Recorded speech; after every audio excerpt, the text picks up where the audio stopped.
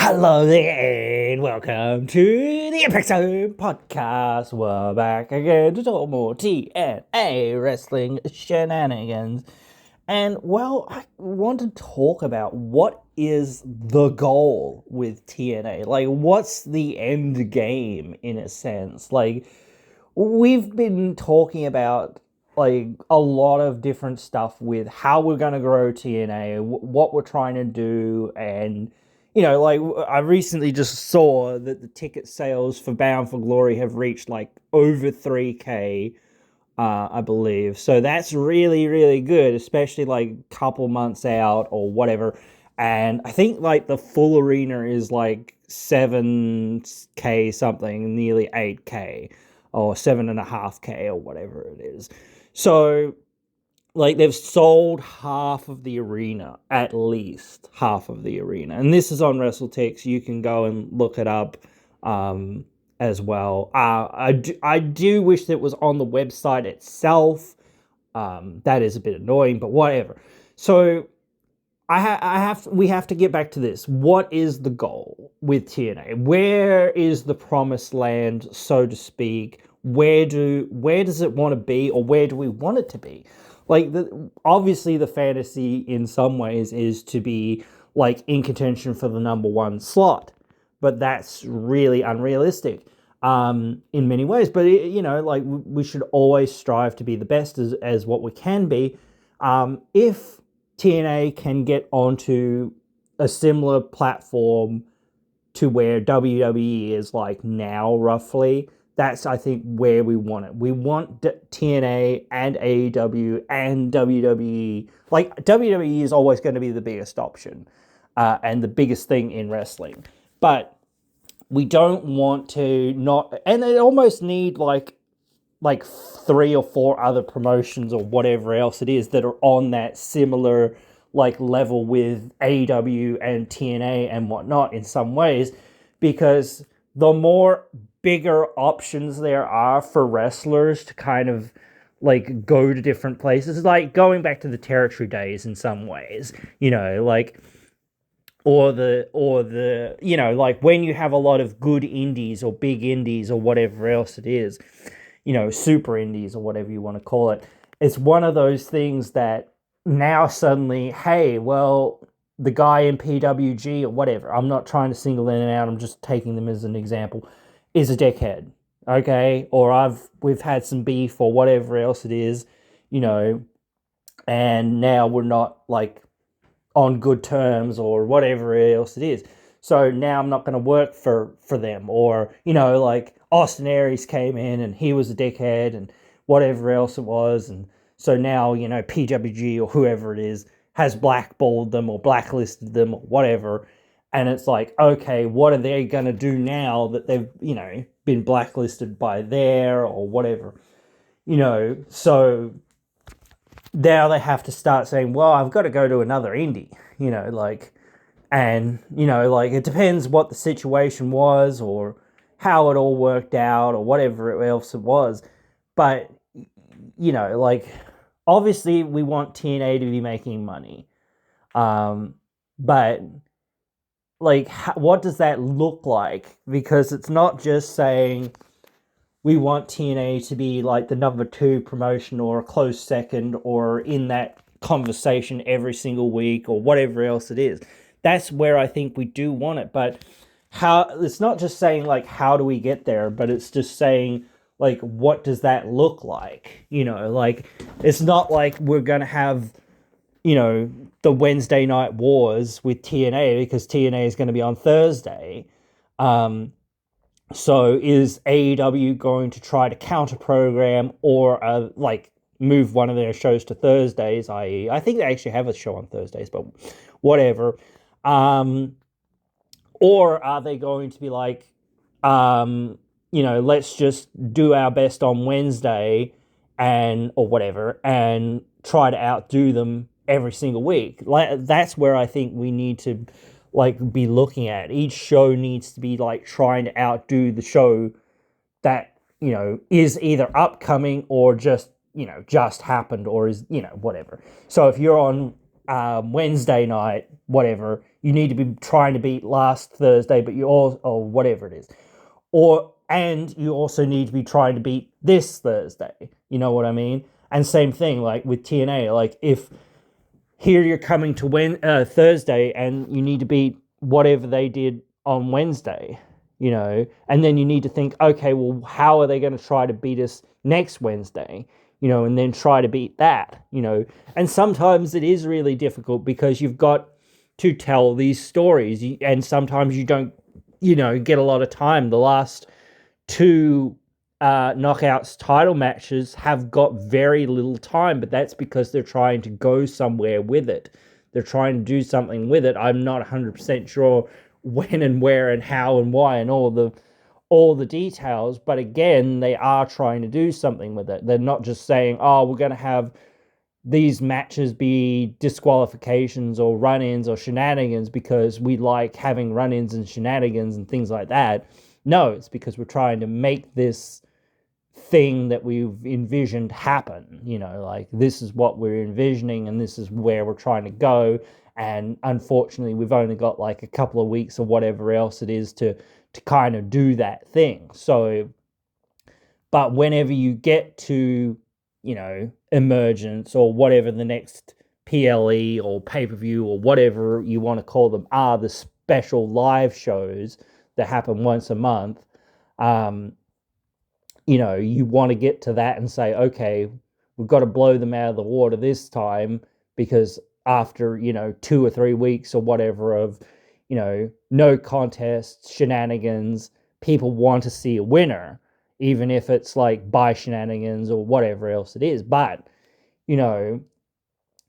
when you've got, only like, and that's where I think like they need to like try to step back a fair bit and be like, okay, how do we make every show or as many of the shows as possible have enough build to them so that, it's not just thrown together in a couple of weeks. Everything needs, like I said before, everything needs to be thought about months in advance. You need to know, okay, this is going to feel really rushed. That's going to feel really rushed. But, at the end of the day, this is where we've got to be, the main event obviously the main event is going to carry a lot of the time. But then again, you could say, let's cut just a little bit of time from the main event sometimes to try to give some of the other things like a little bit more, especially like your opening match.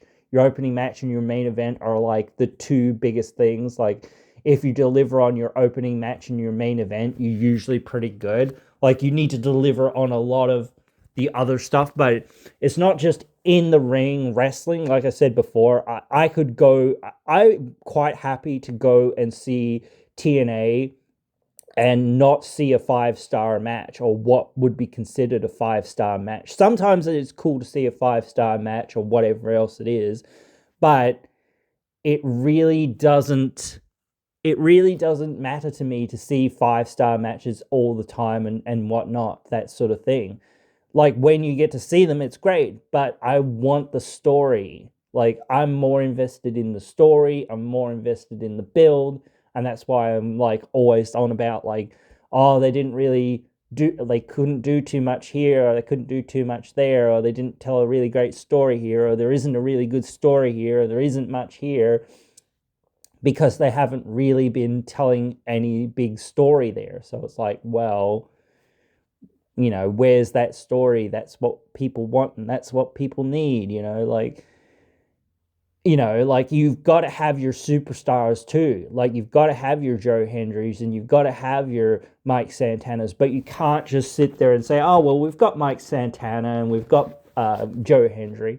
No, you've got to sit there and say, okay, how do we elevate the rest of or not the rest of our roster, but a select few members of our roster up to that level? That's why this week, like, Joe Hendry lost to Mustafa Ali, because it was like, okay, we need to build more big-time heels in that main event scene. So, we need to give somebody some legitimacy, because we can't just rely on the fact that, we're going to get people from NXT coming in. We need main event level heels.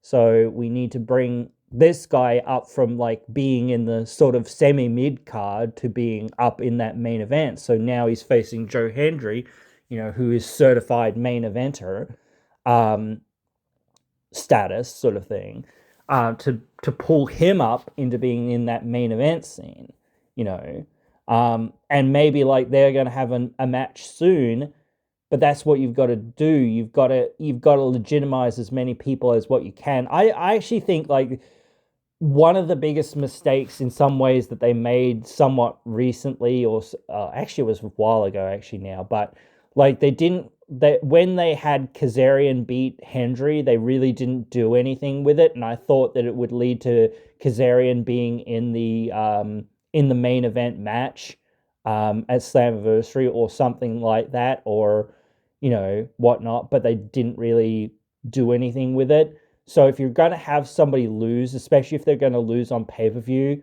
you can get away with a lot of things on TV, but you need to deliver more so on the pay-per-views. But still, you need to think about that. You can't just say, oh, well, they lost, and then we're going to forget about it or whatever else. We're going to move on from that. You need to capitalize on that. And Kaz shouldn't have really beaten Hendry, because it's like, well, unless you're actually going to do something with Kazarian, like, don't bother making him win like that, because like it takes away momentum from Hendry, and Hendry needed that momentum, especially since he was going to be in the Slammiversary main event. And like maybe they didn't know what they were going to do there, but that's where you need to know what you're going to do and why you're going to do it and how you're going to do it and where you're doing things. Like those little mistakes or those little things can be like forgotten about, but the thing is, like it could be still a thing that they're trying to work with in some ways, in some forms, in some fashions, because you still got some of that rub that Kazarian kind of got from, beating Joe Hendry, who is just the champion and whatnot and things like that. So you can use that if you decide to say, okay, well, when somebody comes along, like, I don't know, Steve Macklin, he'd be a top guy that I would say he's in the mid card and he could be elevated back to the top. Or anybody else really that you want to elevate to the top. Okay, here's Kazarian. We can say that, like, all these things. Same with Eric Young. Like, all these things that they've achieved in their career, and, like, even recently, like, if they say, oh, yes, he recently beat Joe Hendry, or fairly recently beat Joe Hendry at whatever show it was, I can't remember, and then they're like, oh, yeah, and now such and such has beaten them. Oh, wow, well, now they might be in contention for the title, Like, it's a cheap way to do it in some ways, but that's what you've got to do. You've got to elevate people, and you've got to elevate the brand. So the chase that we've been on, the journey that we've been on with TNA is always trying to get to that space of being, back to being where it was, and back to putting the professional wrestling scene sort of having more options, because when AEW came along, it suddenly started to become a not 3-horse race, but it was a 3-horse race, like type thing. It really was like, so you've got to think like, yeah, this thing has got to get to the point where, yeah, not every single week we're better than AEW. It doesn't matter. Like, if we're trying to be the best, if we're trying and we're like succeeding, like sometimes, and then other times they just pip us at the post, or there's better storytelling, or there's like, but AEW has the better matches, but TNA has the better stories, which equate to very good matches a lot of the time. Then it's sort of like, what do you prefer? Do you prefer stories, or do you prefer like, 20-minute matches all the time? Like, and I think like sparing 20-minute, 15, 20-minute, 30-minute matches or whatever else it is way better than saying every match is going to get 15 to 20 minutes. it doesn't work like that, especially if you've got a jobber match. You can't have a jobber match be, 15 to 20 minutes. You've got to have your jobber match be like a couple of minutes, maybe 5 minutes at the most. Like if you really want to showcase somebody and say that they might get somewhere one of these days or something, that's like why a lot of the explosion matches are like only a few minutes long, only maybe 10 minutes long at the most, most of them, because it's like, well, this is a jobber or mostly a jobber affair, but that doesn't matter because like we're only taking TV, or not TV time, but TV time out for 10-15 minutes or whatever it is, 10 minutes maybe, um maybe 11 minutes, but whatever. Like you need to get to that space of being like, oh yeah, it's just it's a pre-show match, or it's a dark match before the show usually. So that's what it is. It's not anything normally too exciting. Actually, this next week seems kind of exciting because you've got two non-jobber teams kind of going up against each other. So I don't know what's kind of going to go on there, but somebody's going to job to somebody and or whatever. Like this is a fatal. I think this is Fatal Influence first match as a tag team in TNA. I think. So I don't know, but whatever. But yeah, so that's the goal. The goal is to, not just give AEW a run for its money, but to be a good alternative to WWE and a alternative to AEW, and that's AEW should be AEW's goal too. They should be saying, okay, TNA is on the rise. Let's straddle our boots and try to be as good as what we can. They're doing a good job of a lot of things that they do. They sold out a huge arena there in the UK a few months back or whatever it was.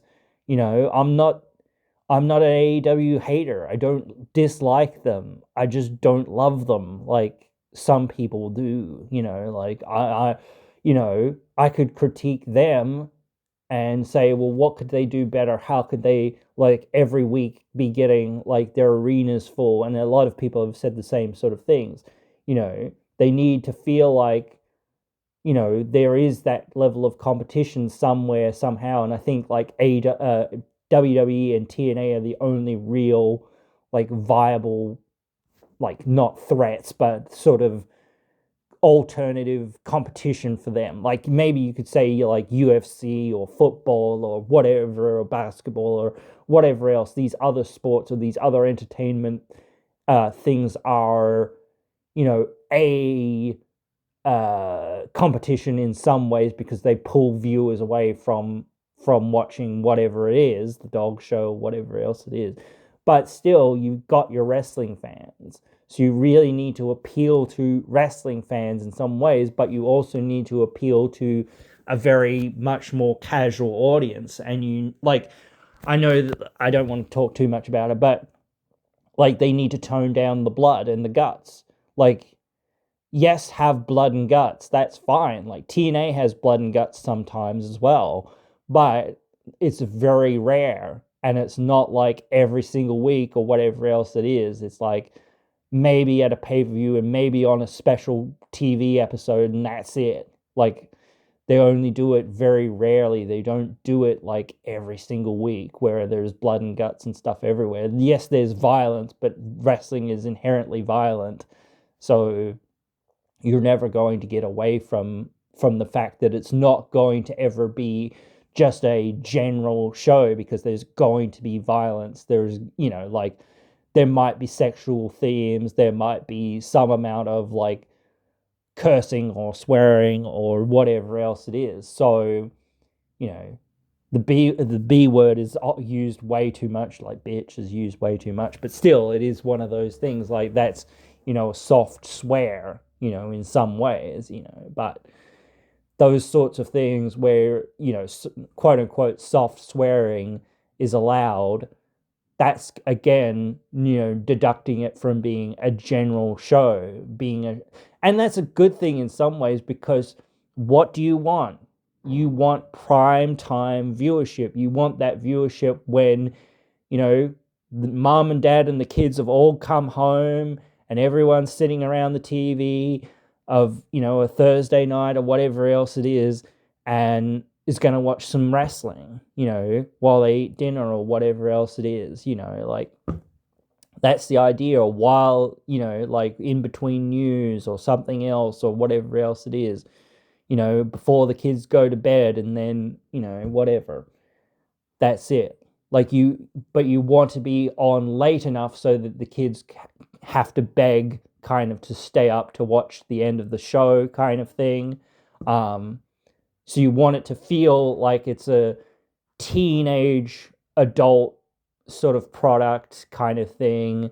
You know, but the kids still want to watch it, and there's still enough there for the kids, and it's not too, not violent, but not too sexual, not too much, because you don't want the parents to be like, oh, we're not letting our kids watch that. You might want them to feel like, oh, maybe we shouldn't let the kids watch this, but they really like it, so, kind of, you want them to feel like, oh, it's not blood and guts and violence and sex or whatever all the time, but there is that element to it. These are people, and those are the things that, are part of, their their world, effectively. You don't want to just be like, oh yeah, we let Timmy watch Spider-Man and or whatever else it is or whatnot, and yet we're not going to let him watch wrestling, which is just another form of like action-packed violence or whatever else it is.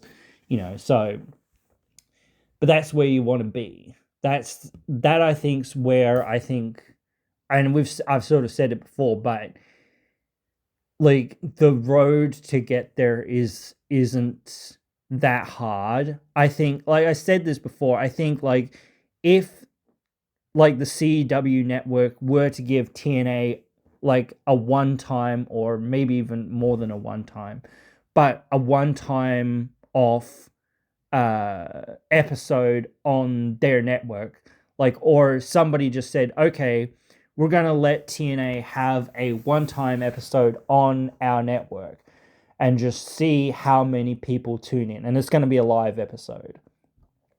So that means that we would actually get to see like how many people would tune in to see a proper TNA show when it was on a proper network, and with enough promotion behind it, like a month's worth of promotion of saying it's going to be on this date, at this time, live, blah, blah, So that's what you've got to do. And, like, that's why I said before, if they make a TV deal, and this is why WWE's come out with their TV deal, like, now, like, saying, hey, this is what's going to happen next year. You need to promote it. You can't just expect to say, oh, in December, we're moving to the CW network or whatever it is or whatnot. Maybe they will, I think they said like 30 days. So that's like Bound for Glory time, roughly. Oh no, it's actually like Emergence time, isn't it? Like they said 30 to 60 days or something or whatever it was, maybe 90 days. So like that is like, from now, from Emergence to like Bound for Glory, between now effectively and Bound for Glory, they're going to announce it.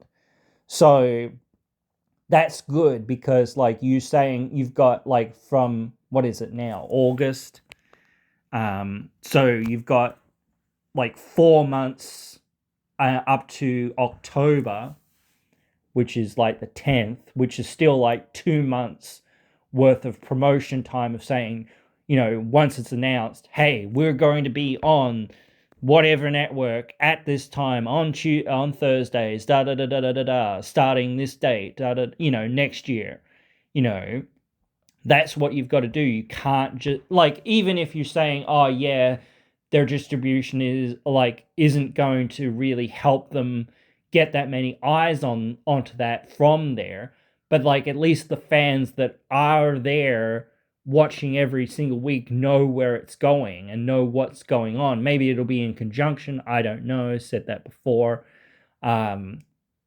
But yeah, maybe it won't be. It doesn't really matter. Um, like like streaming is much more important. Like I've said that before, than TV. But TV is still super important. You cannot deny that it's still an important medium. It's not a dead medium. It's a dying medium in some ways, or it's a lesser medium in many ways. But you still need to have that. But yeah, like in saying that their distribution right now wouldn't translate to a huge amount. Well, what if WWE helps them with some of that by promoting the fact that they're going to debut on that night? What if, I'm sure that the station itself will have to say, hey, by the way, TNA is coming on Thursday nights starting at this date or whatever else it is. So they've got to run their own ads for TNA. There on that network, and it's got to be every day of the week and whatnot, and in that prime time sort of slot, sort of thing of saying, oh yeah, because most people are watching during that time. So that's the way to catch people and get people to go, oh, TNA, they're coming, okay, for the few wrestling fans that are interested or whatever, or even the kids, like, they might not have gotten into TNA, but they might go, oh, this looks cool, whatever.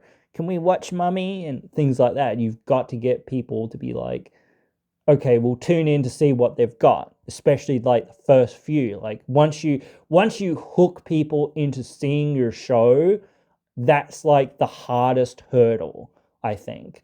Because once people are starting to watch and going, nah, they've actually got a really good show, like like people forget that they've got a really good show. There are some things that aren't perfect about that show, but again, sometimes you don't have the resources or the things that you need to do to make it the perfect show. So it's just one of those things of saying, well, that's where we're at. That's what we've got, and that's that's the hurdles that we've got to overcome to ultimately tell a story, at this show. Because if we're not doing that, then what are we doing? Then it's really like, oh yeah, well, now we've stuffed up because, we haven't made all these little, well, not errors, but we haven't made all these people watch through all this stuff just to be like, yeah, we're not going to deliver on that. Like, you need to deliver on as many things as possible. You cannot drop the ball on these things, because wrestling fans remember. So, and yeah, the more you don't deliver on things or don't deliver on what the fans want, and like WWE putting their fingers in their ears and not listening to the internet wrestling community is stupid, I think. Like, they need to listen to everyone. Yes, there are some people that are out there that are trolling or whatever else and that sort of thing. Certainly don't listen to them, but you need to take in all perspectives. You can't just be like, and you can't second doubt it. You can't second doubt the in arena audience response, certainly, and until people get sick of something properly, don't stop with it. It's got to continue. So you've got to get the fans to be at that point of being like, yeah, we're cool with this now. But yeah. So those are my thoughts. I do want to keep talking about this because it is still super important. So hopefully you guys have enjoyed this, because I'm sure I'll be doing more. But yeah, I hope you will join me again in another one as well.